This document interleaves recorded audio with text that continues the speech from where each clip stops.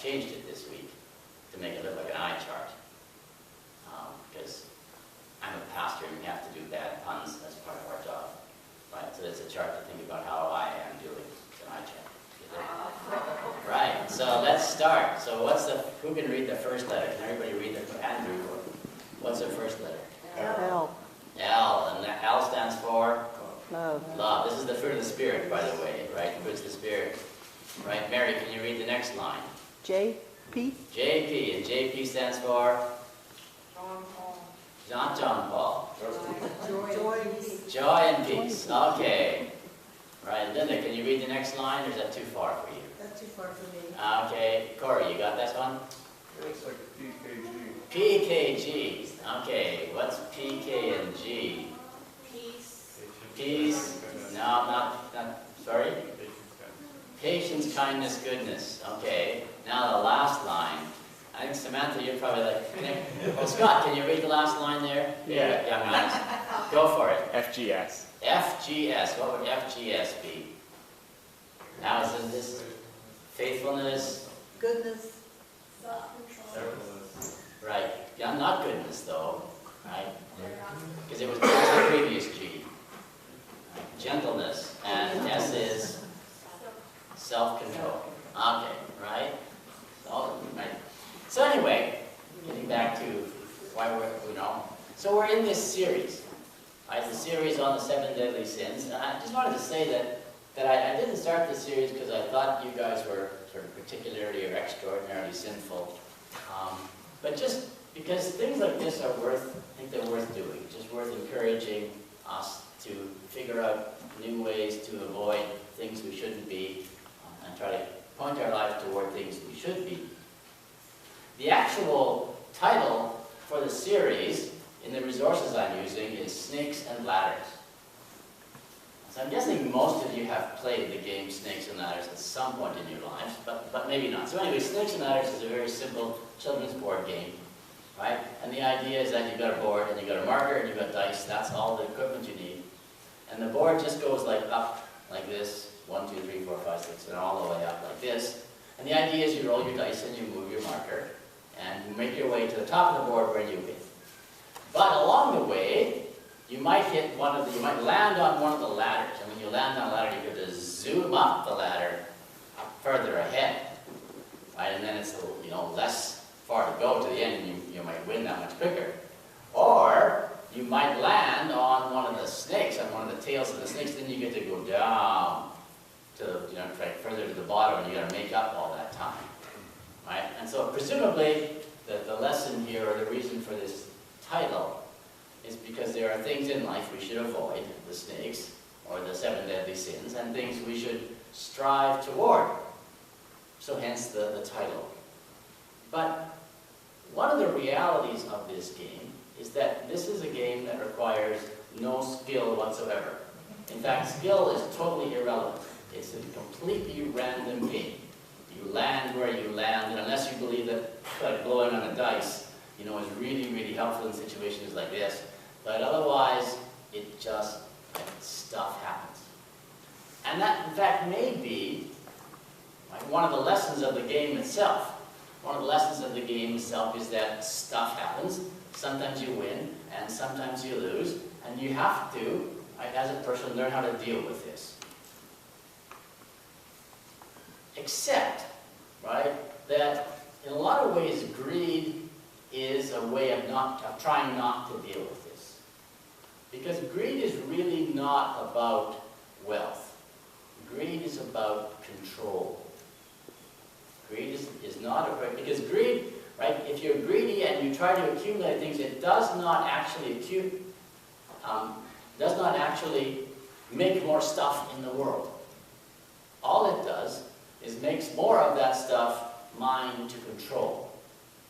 There's lots of stuff in the world. There's lots of money and this and that and all over. And some of it's here and some of it's there. And some of it's mine to control and some of it isn't. And greed says, I need more of this that's mine to control. Greed is about control. And it's really important to remember that, because this isn't about the condemnation of wealth.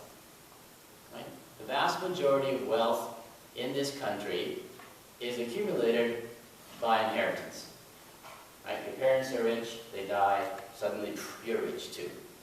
Right? Had nothing to do with your greediness or your lack of greediness or your effort or anything like that. Suddenly you're wealthy, there it is. Wealth can also be accumulated just by being good at something. Being good at the right thing. Right? Obviously, but if you're really, really good at, say, childcare, you're never going to get rich. Right? But if you're good at babysitting computers, you got a better chance, because computers are like way more important than children. Right? And if you're really good at babysitting somebody else's money, right, then the world is your oyster. Right? But this, again, isn't about greed fundamentally, it's just about being good at something. Right? So this isn't a condemnation of wealth, this is a condemnation of a need to control. In pop culture today, probably the classic rich person, at least that pops into mind, is Mr. Burns of The Simpsons. Exactly. Right? So I'm assuming that most of you at some point have watched The Simpsons, and if not, that's just fine. Right? But Mr. Burns is sort of, he's not like in any way set up to be someone you want to be like. Right? But he is the man who just wants more and more and more. And yes, for him, it's precisely about control. But the other thing about Mr. Burns that's worth remembering is that for him it's also about disdain. Right? That he just cannot figure out anybody who is not as greedy as he is. That anybody who has any other sort of goal besides control, right, is just for him utterly incomprehensible. Right? And not only just incomprehensible, but probably not even fully human, because to be fully human, as far as he's concerned, is to control. So that's Mr. Burns. And on the other hand, we have this rich man in our parable. And this is a sort of a typical Luke parable, because in the Gospel of Luke, right, there's lots and lots and lots and lots of stuff about money. And Luke is also the Gospel that has the harsh parables. This is not a sort of a kind and helpful and everyone will be nice at the end sort of parable. This is like no, you're going to die, God's going to get you for it sort of parable. Right? So that's the kind of parable it is. And it's hard because this parable is about a man who wants contentment. And contentment is exactly what I preached about last week, and it was the good thing. Right? So what this man wants is exactly what I told you last week you should want. He says, man, I'm going to do this, I'm going to be content. And we should go, oh, praise the Lord. Right? And not only that, but he says, he believes that there's a connection between, right, his stuff and the state of his soul. Right? I don't know if the translation that, I think the translation that actually used didn't have the word soul, but mine does. Mine says, and I will say to my soul, soul, you have ample goods laid up for many, many years. Relax, eat, drink, and be merry. And to this, Jesus says, yes. Yes, there is definitely a connection between your greed and the state of your soul. But you got it backwards. You got the idea right that there's a connection. You got the connection wrong. So that's what this is all about, I think. This need to control, and what we're going to do about this in our lives.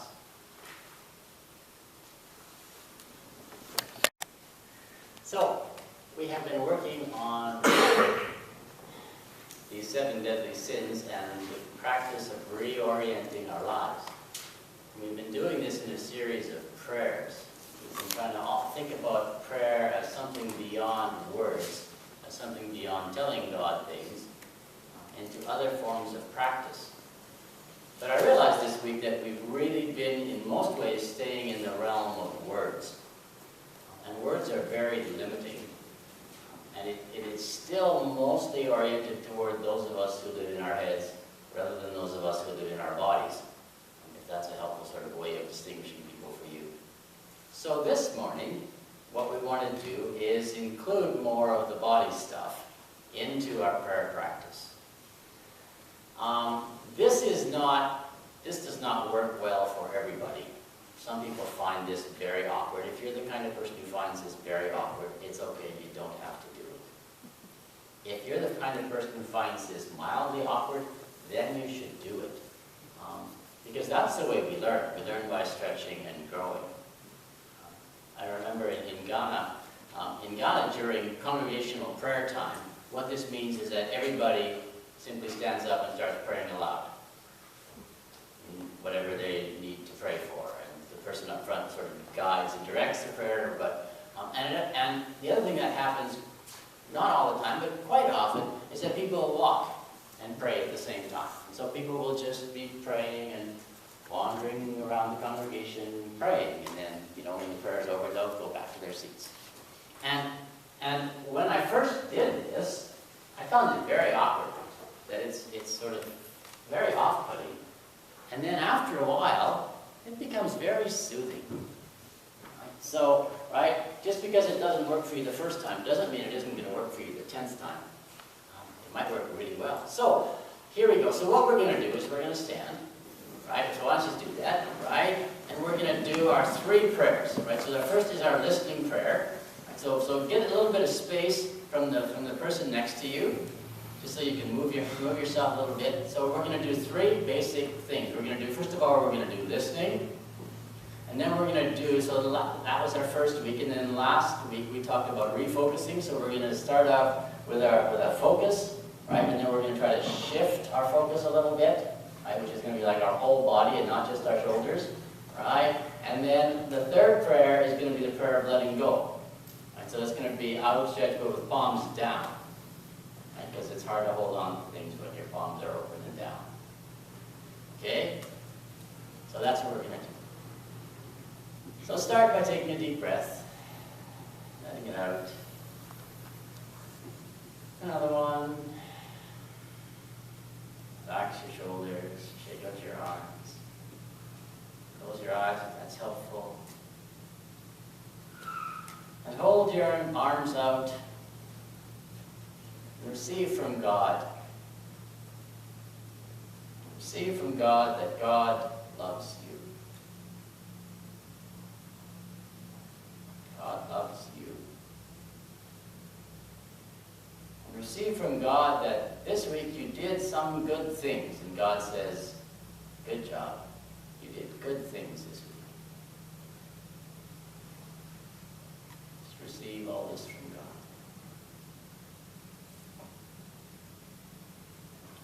Take and bring your arms together.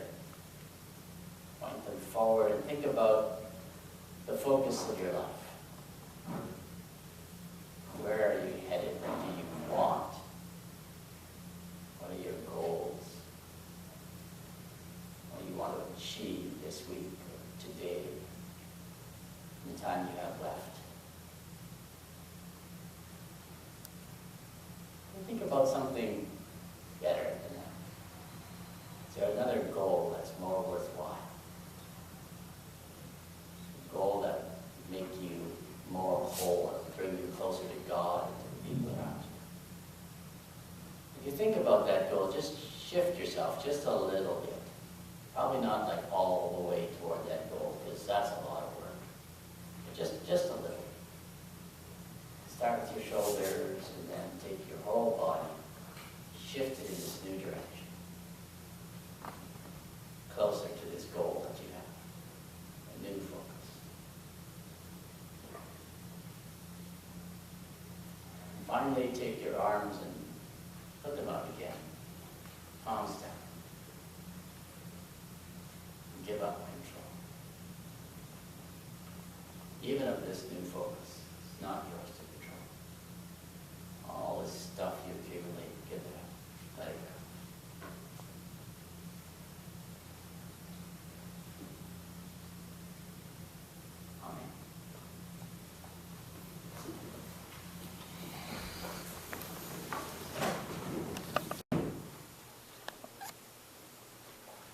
Decided to start the sermon up here. I decided to start the sermon up here because we're going to be talking about generosity.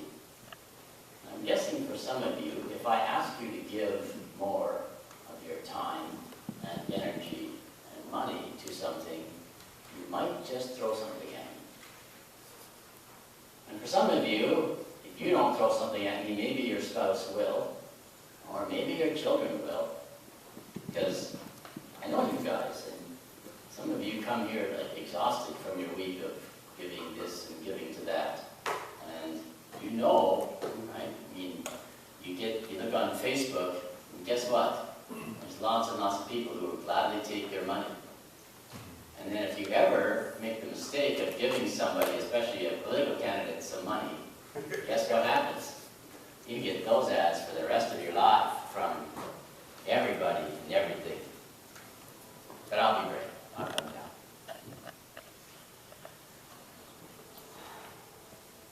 In many ways, I think the church should be a haven from the cult of more. If we can get there, we'd be a pretty great church. Because that's the society we live in. More and more. So generosity is not, however, mostly about giving. It's about giving up control. Because again, right, it does not increase the amount of stuff in the world. It merely decreases the amount of stuff that we feel the need to control. Right? These pieces of paper, whose are they right now? Well, they're just sort of lying there on the floor.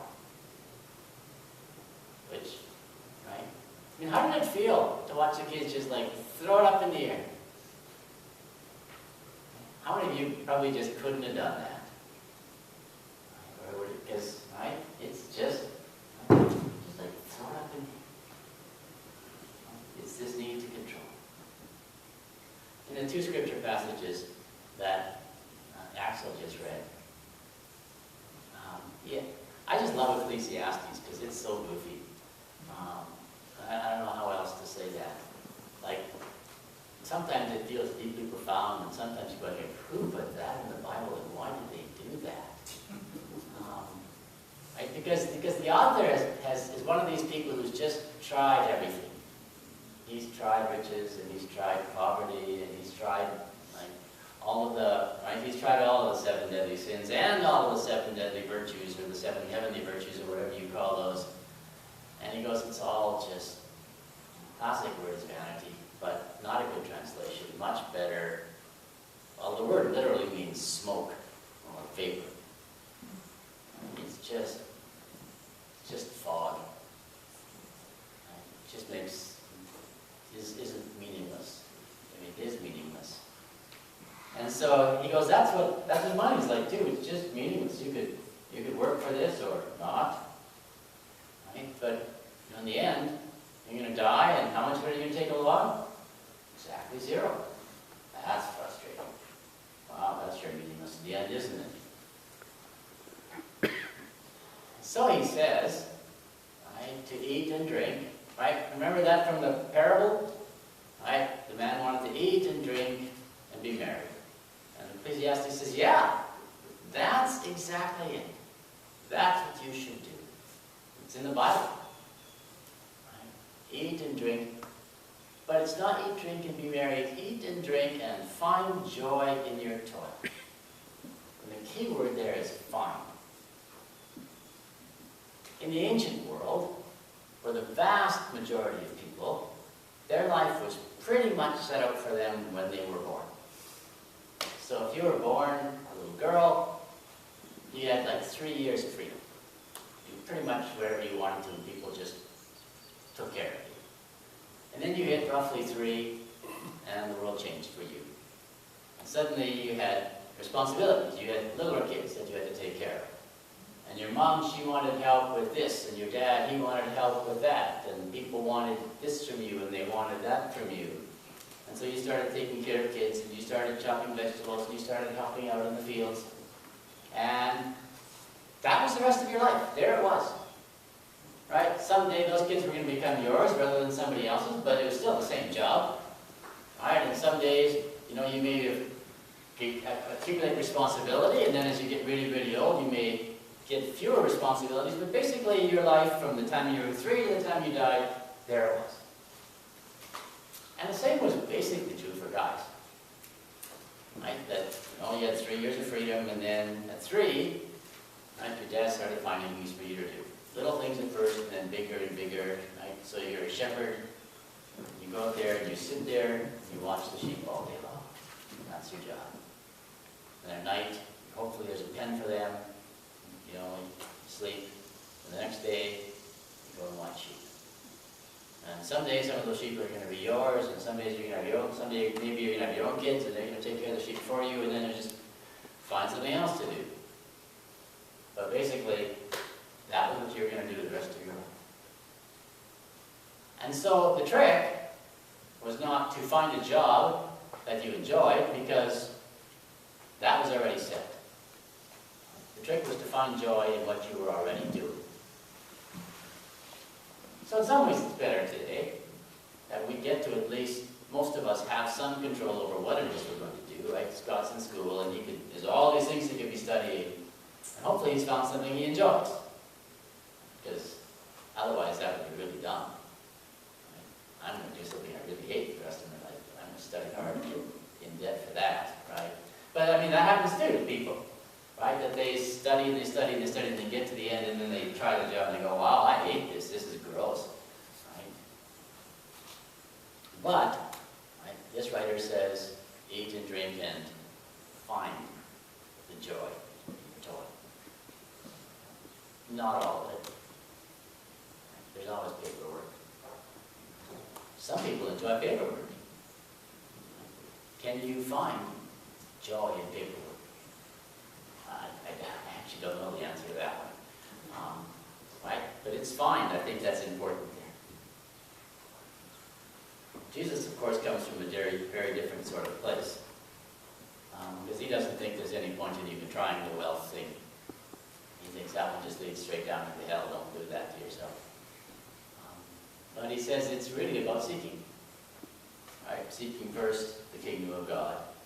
This other stuff, it'll take care of itself. So the task, right, is just to try to keep working at this stuff. To recognize that there are things in life that are beyond our control. Lots and lots and lots of things. And then try to increase the number of things beyond your control. It feels very backwards. Usually we try to decrease the things beyond our control. That's why we accumulate. That's why we get more stuff, so that it's more of it, right? And generosity says, no, increase the number of things that are just beyond your control. Keep adding to that number. And the reward? I think if you don't already know the reward of generosity, then you haven't practiced it. Because the reward is built into it. It really is. If you don't believe me, give it a shot.